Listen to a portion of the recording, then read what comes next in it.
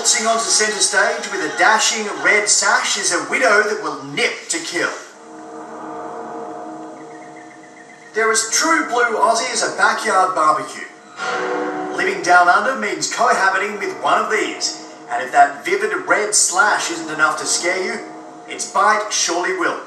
For the tiny redback spider has a venomous nip all of its own, one that can seemingly come from out of nowhere. People are bitten when they put their hands underneath something where redback spiders might be, the lip of a garbage bin, underneath a pile of rubble, underneath a sheet of corrugated tin lying in a backyard somewhere.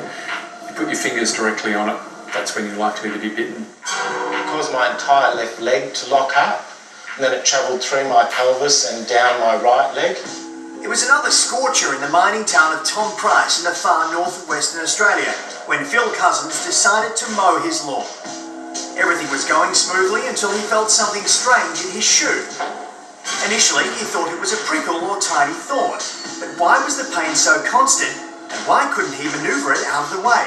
This prickle continued to stick itself into my toe, so at the end of the mowing I decided to take the shoe off, and that's when the redback appeared.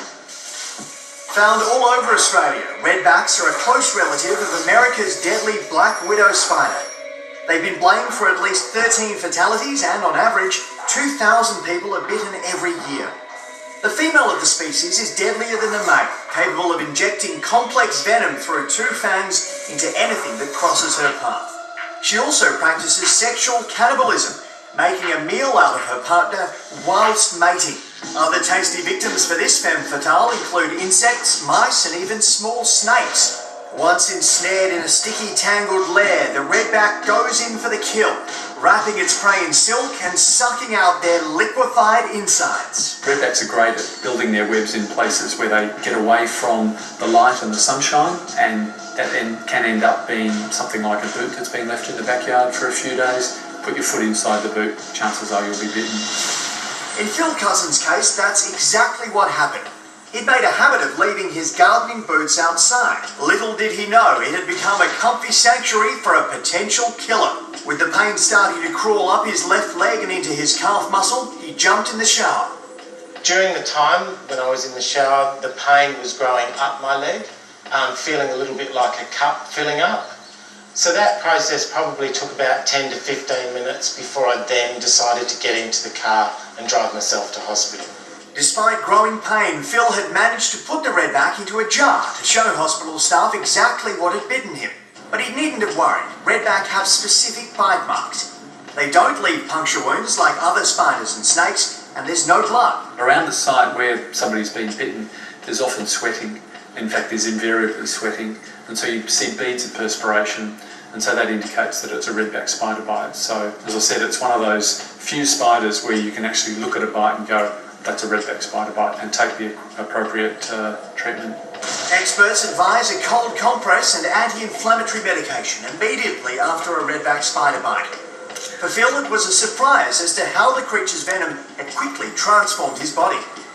Lying on the bed, the pain continued to increase, and my muscle was cramping harder and harder, and it was causing my left leg to start raising itself off the bed.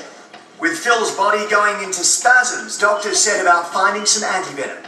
The controversial counteragent is made using horse protein, and debate rages about its effectiveness.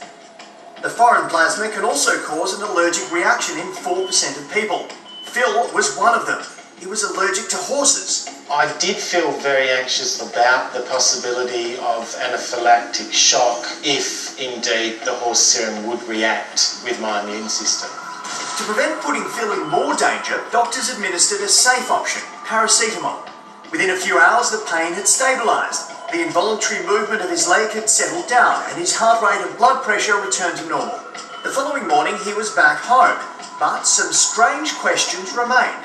One of the unique things about that I found with the redback spider bite was I was bitten on the left side of my toe, but I felt the prickling sensation on the right side of my toe. The movement of redback venom throughout the body is just one of the many mysteries when it comes to this long-legged web dweller. The other is how redbacks have come to invade distant shores like Japan Britain and Belgium in recent years. Able to go 100 days without food and thought to hide in shipping containers, redbacks are the consummate traveller.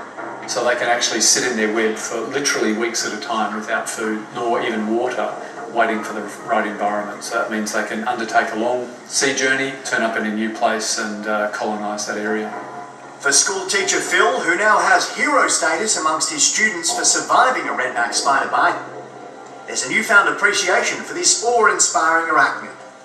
I have a healthier respect for redback spiders, and I'm very much aware of teaching my students about protective behaviours around spiders.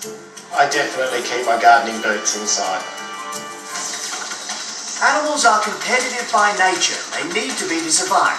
So in keeping with the action, we're going to rank them according to just how dangerous they can be. We'll scrutinise each one, highlighting how they can affect your life, quite literally, allowing you to decide if you're game enough to get as close as some of our experts.